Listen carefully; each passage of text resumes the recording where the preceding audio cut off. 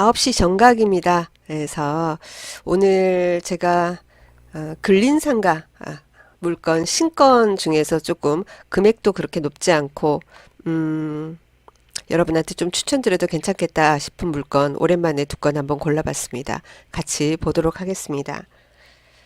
자, 봅시다. 저는 이제 사이트 옥션원이란 사이트를 보거든요. 뭐 옥션원, 뭐 지지 옥션, 스피드 옥션 뭐 여러 많이들 보신다 그죠?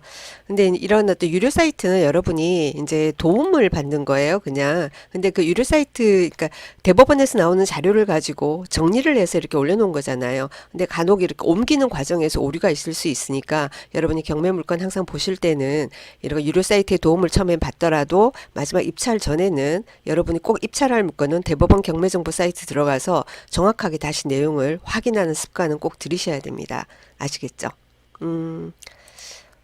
오늘 월요라방 사건을 두 개를 별도로 뽑아놨어요. 그래서 하나는 경남 진주에 있는 혁신도시에 있는 근린상가이고 혁신도시 진주 혁신도시 하면은 그러니까 신도시라고 생각하시면 돼요. 그래서 거기에 있는 그 아파트 단지 그죠? 아파트 단지 굉장히 많잖아요. 그래서 입지가 나름 괜찮은 물건 근린상가가 나왔어요. 그래서 그거 한번 보고요. 또 하나는 그 경기도 양주시에 있는 이것도 신도시죠. 이쪽에 있는 이제 근린상가 하나 이렇게 보도록 하겠습니다. 둘 다 감정가가 3, 4억대라서 크게 부담스럽지는 않은 그런 물건입니다. 같이 살펴보도록 하겠습니다. 자, 오늘 그러면은 먼저 이게 경매 10일 전 되는 게 경남 진주에 있는 물건이 먼저예요. 그래서 요거부터 같이 한번 살펴보도록 하겠습니다. 자, 창원지방법원 진주지원이고요. 창원지방법원 진주지원 그리고 2022 타경에 32414 됩니다. 12월 8일 날 경매 1차 됩니다. 경매 1차. 자, 소재지 이렇게 나와 있고요. 이렇게 뭐죠? 이렇게 뭐라고 하나요? 개인정보 이런 것 때문에 동글동글하게 이렇게 되어 있다 그죠? 지도를 통해 가지고 자세한 입지 같은 것은 제가 설명을 드리도록 하겠습니다. 그래서 경남 진주시에 있는 진주 혁신도시에 있는 근린상가라고 제가 말씀을 드렸습니다. 자, 근린상가이고요. 살짝 내려 볼게요. 자, 이 건물이 2015년 9월에 사용 승인이라고 합니다. 사용 승인, 준공 같은 말이죠. 그죠? 그래서 한 7년 정도 됐습니다. 그리고 해당 층이 경매에 나온 물건이 5층 중에서 2층에 있는 상가입니다. 좋다. 그죠? 굉장히 가성비 좋은 그쵸? 매매가 대비 임대가율이 상당히 높은 층이 2층입니다. 그래서 2층이라서 굉장히 좀 마음에 들었어요. 그래서 얼른 뽑았어요, 제가. 자, 2층에 있고요. 그리고 해당 물건의 전용 면적. 대법원 자료는 항상 이렇게 전용 면적이 나오죠. 우리가 이렇게 상가를 보면은 그 분양 면적 있지 않습니까? 분양 면적 대비해서 전용 면적. 그러니까는 전용률이 보통 뭐 상가 따라 다른데 50% 안팎이다 그죠? 50%가 채 안 되는 곳도 있고요. 뭐 50 몇 퍼센트 뭐 이렇게 되는 곳도 있고 어떤 경우는 물론 7, 80% 전용률을 보이는 곳도 있습니다. 그래서 여러분이 임장을 가거나 아니면은 그죠 경매 물건 임장을 가거나 아니면 중개 물건을 보더라도 그죠 전용이 어떻게 되는지 그죠 그 문의를 하잖아요. 우리가 전화하지 않습니까? 가다 보면 임대 이렇게 붙어 있으면 전화해 보지 않으세요? 저는 궁금해서 직업이 직업이니만큼 지나가다 보이면 무조건 전화해 보거든요. 전화해서 여기가 어떻게 되느냐 뭐 조건이 어떻게 되느냐 이렇게 뭐 짬짬이 물어봐요. 이제 습관화돼 있어요. 그래서 지금 2층에 있고 전용이 32.47평이라고 합니다. 전용이 2층에 있고 전용이 32.47평이다 그러면은 굉장히 들어갈 수 있는 게 뭐 미용실, 뭐 식당, 뭐 여러 가지 있지 않습니까? 그런 종류들이 꽤 평수 그죠? 좀 뭐 넉넉하게 들어갈 수 있는 그런 어떤 면적이 됩니다. 그죠? 자, 그리고 감정가가 4억 4,800입니다. 감정가 4억 4,800 되어 있고요. 감정가 4억 4,800 글쎄 낙찰이 얼마가 될지 모르겠지만은 상가 같은 경우에는 보통 어떻게 됩니까? 상가 같은 경우에 여러분의 뭐 신용이나 뭐 여러 가지에 따라 달라지겠지만은 대체적으로 이제 뭐 최대한 받으면 7, 80% 정도 대출을 받지 않습니까? 그죠? 그래서 그렇게까지 내 돈이 많이 투자금이 들어가는 것은 아니에요. 그죠? 해서 감정이 일단 4억 4,800, 2층이고 32.47평 했습니다. 여기까지 우리가 봤고 그 내용만 보면은 그래도 감정가가 좀 접근하기 쉬운 감정가고 그리고 2층이고 면적이 그 정도다. 저는 나름 매력이 있다고 봤어요. 자, 사진 한번 보도록 하겠습니다. 사진.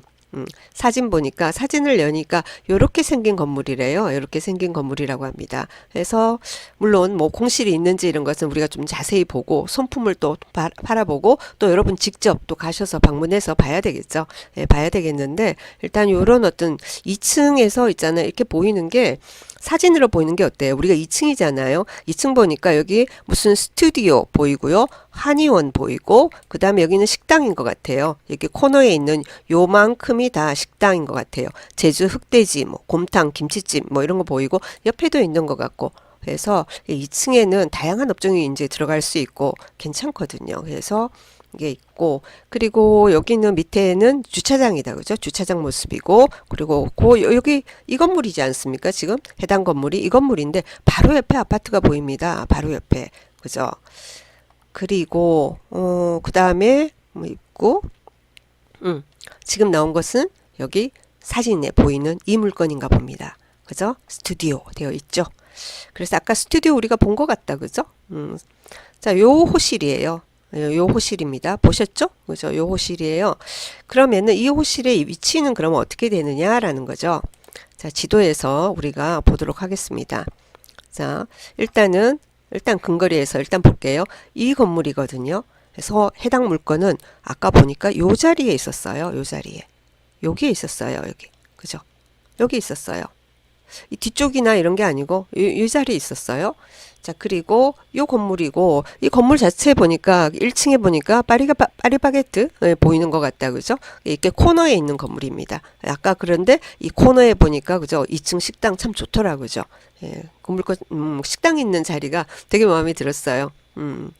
자, 그리고 조금 원거리에서 우리가 볼게요. 그러면은 진주 혁신도시 어디예요? 이렇게 됩니다. 자, 여기 보면은 여기 문산 IC 보이시죠? 그죠? 여기가 남해고속도로예요. 부산에서 출발해서 쭉 가는.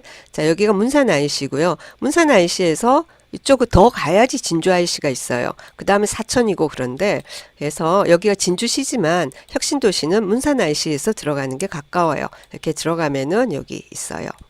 그죠? 여기 그죠? 토지주택공사 여기 본사가 있다 여기 그죠?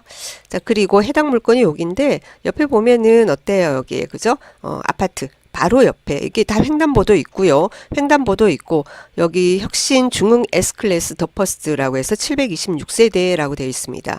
그리고 여기 보니까 여기가 코롱 하늘채 1037세대 그리고 옆에 600세대 그리고 그렇습니다. 이 주변을 보시면은 여러분 이렇게 아파트 세대가 이렇게 나와진다고 해서 아무래도 이 상가 같은 경우에는 여기 코롱 하늘채하고 중흥 S클래스 더 퍼스트하고 그리고 혁신도시 LH 5단지 이쪽 계신 분들이 많이 이용을 하게 되겠죠. 그렇겠죠. 그죠? 자, 그리고 요 밑에도 뭐 아파트들이 있고 그렇습니다. 밑에도 아파트가 있는데 그래서 여기에 이런 이제 건물들이 프라자 상가들이 쭉 모여 있어서 조금 여러분이 확대를 해보시면은 여러분이 아는 브랜드들이 지금 눈에 보일 겁니다. 그죠? 눈에 보일 거고 이게 이렇게 코너에 있어서 제일 제가 입지면에서는 좋아 보였다라는 그런 말씀을 드리고 싶어요. 한번 우리가 네이버로 해가지고는 로드뷰 한번 보도록 할까요? 로드뷰. 아까 요 자리에 있다라고 제가 했어요. 해당 물건이 여기 자리에 보이더라 라고 했습니다. 그래서 거리뷰를 가지고 여기서 바로 보도록 하겠습니다. 자, 여기서 이렇게 보니까 요건 맞은편에 아파트입니다. 그죠? 예. 더 퍼스트 저기 되어 있고 그리고는 뭐죠? 요 물건이에요. 지금 이거다. 그죠? 자, 이건데 여기 보면은 여기 파리바게트 그죠? 파리바게트 보이죠? 그죠? 1층에 있고 그리고 김밥집이 있고 뭐 카페 있고 뭐 이런 식으로 그죠? 여기는 휴대폰이에요. 뭐죠? KT에 맞는 것 같아요. 그리고 위에 한의원 있고 그리고 여기 뭐 여권 증명사진 이런 거 보이죠? 이 자리다. 그죠? 다시요. 옆으로 보면 보일래나? 옆으로 보여도 이것 때문에 여기 보이죠? 뭐 디오 이러고 전화번호 나와 있죠. 그죠? 그리고 한의원 있고 그렇습니다. 그리고 조금 더 가서 이렇게 코너에 아까 이 자리는 굉장히 좋네요 하는 여기 식당 이렇게 보이고 그렇죠. 그리고 위에 뭐 치과 보이고 그래서 밖에 외부로는 임대라고 붙어 있는 것은 잘 보이시는 않아요. 위에 이제 스터디 카페도 있고 그러네요. 그래서 물론 가보시면은 뭐 공실이 있는지 어떤지 모르겠지만 입지면에서 공실이 있더라도 금방 나가는 자리가 아닌가라는 생각이 들어요. 지금 이 건물 주변을 이렇게 로드뷰를 통해서 지금 확인을 해본 겁니다. 제일 위에는 뭐 법무사 이런 것도 있고, 그래서 밖으로 뭐 임대 붙어 있는 것은 일단 보이지 않습니다. 그래서 입지는 그러합니다. 이렇게 여기 전부 다 그죠? 사거리 해가지고 전부 다 이렇게 횡단보도 돼 있고, 횡단보도에서 넘어오면은 바로 이 건물이고, 그죠? 이 건물이고, 또 해당 물건이 이면에 있는 게 아니고 도로변에서 바로 보이는 자리에 2층에 있고, 예, 그렇다라는 겁니다.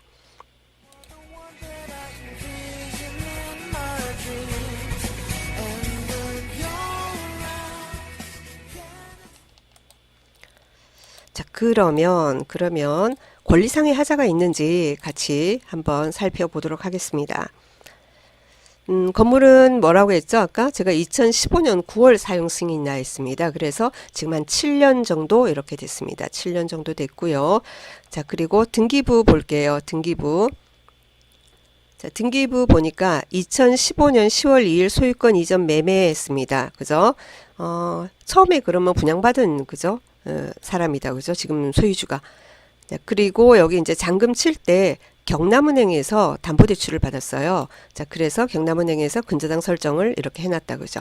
그러면 2015년 10월 2일에 근저당, 여기가 말소기준 권리가 된다. 그죠? 말소기준 권리. 그리고 그 밑에 보니까 전세권 되어 있습니다. 이 상가, 그죠? 이 구분 상가 전체에 대해서, 전부에 대해서 전세권 설정이 돼 있습니다. 임차인이 자기 보증금을 가지고 여기 전세권 이제 등기를 한 것 같아요.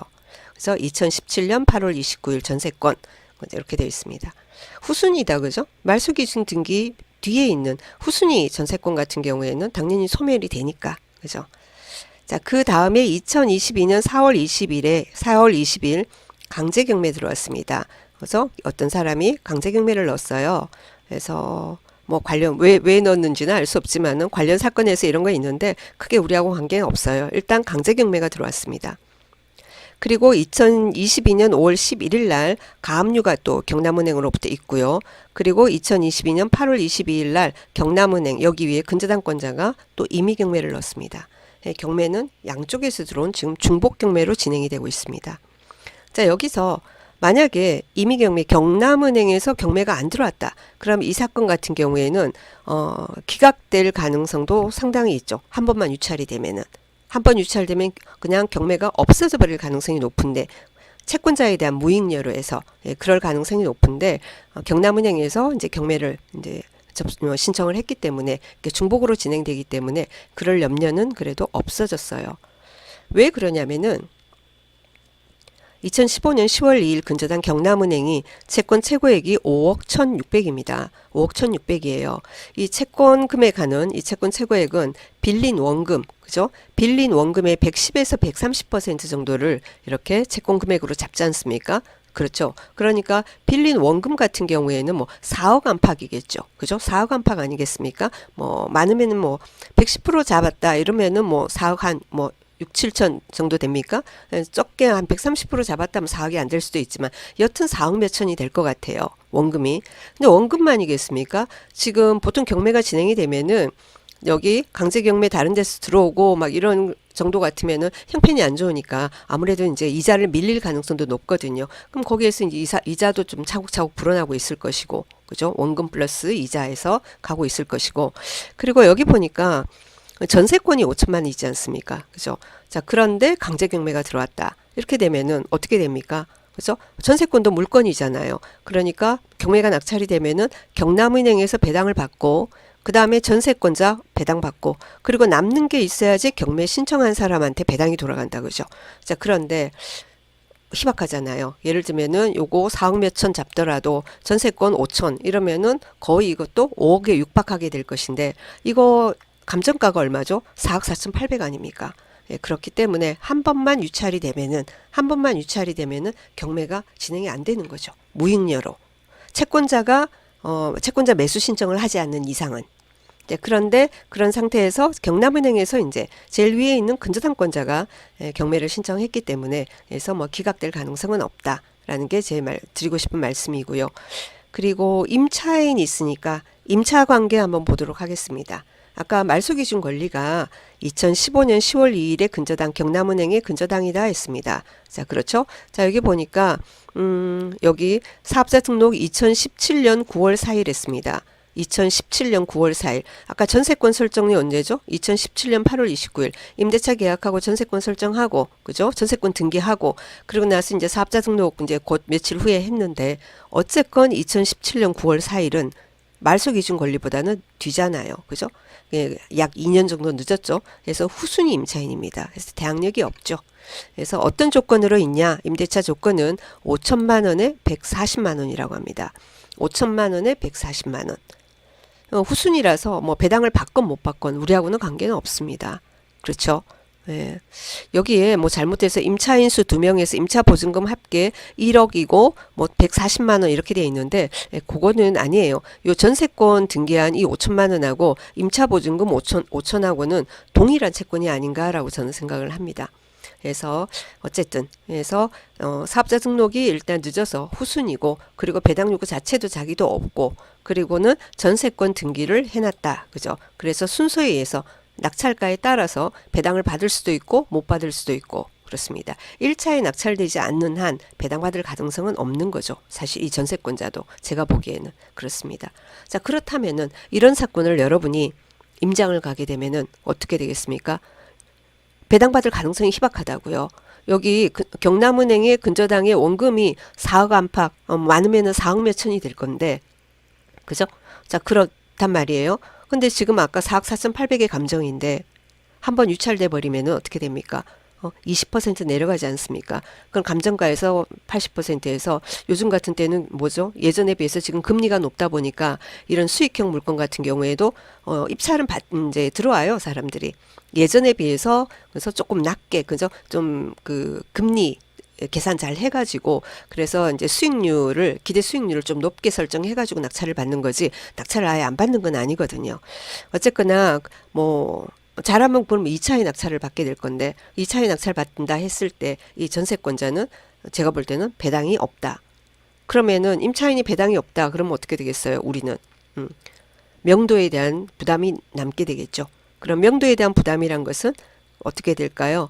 뭐 관리비라든가 뭐 기타 그죠? 뭐 이사비 협상이라든가 이런 부분이 있겠죠.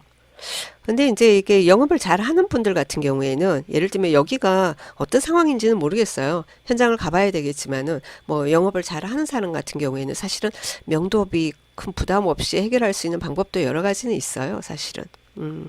그렇습니다. 그래서 영업이 잘 되는지 뭐 잘 되는 것 같으면은 거기서 또 자리 잡았고 자리도 나쁘지 않으니까 사실은 이 임차인도 입찰에 참가할 가능성이 높겠죠. 잘 된다면. 그죠? 잘 되는데 자기도 시설도 하고 했을 거 아닙니까? 2017년도 들어와서 한 5년 정도 했으면은 단골도 확보가 됐을 텐데 그걸 다 버리고 다른 데 가서 다시 또 단골 확보하고 인테리어도 해야 되고 하는 부담을 안으려고는 하지 않겠죠. 어지간해서는 본인도 입찰에 참가하려고 하지 않을까라는 또 그런 생각이 들어요. 물론 배당은 못 받지만은 확보된 고객과 인테리어를 포기하기는 쉽지 않을 거다라는 생각도 들고 그렇습니다. 자, 그렇다면은 그렇다고 해서 그 사람한테 저기 뭐죠? 우선권이 있는 건 아니잖아요. 누가 뭐 1원이라도 더 쓴 사람이 낙찰을 받는 거니까. 그래서 뭐 영업이 잘 되고 이런 것 같으면은 기존에 있는 임차인하고 잘해서 임대차 계약을 하는 것도 나쁘진 않겠죠. 그죠? 그래서 잘 되는지 그런 것은 여러분이 뭐 인터넷 검색도 해보고 우리 그러지 않습니까? 그죠? 여러분 입찰권, 근린상가 입찰권 있으면 그 상호 가지고 우리 검색도 해보고 뭐 슬쩍 방문도 해보고 그러잖아요. 그죠? 네, 그렇게 한번 해보시면 됩니다. 그리고 여기 사업자 등록 2017년도에 5천만 원에 140만 원입니다. 지금 벌써 몇 년이죠? 5년이 지났습니다. 예, 지금 임대 시세는 어느 정도 되는지 그런 것도 여러분이 직접 조사를 해보셔야 됩니다. 발품 팔아서.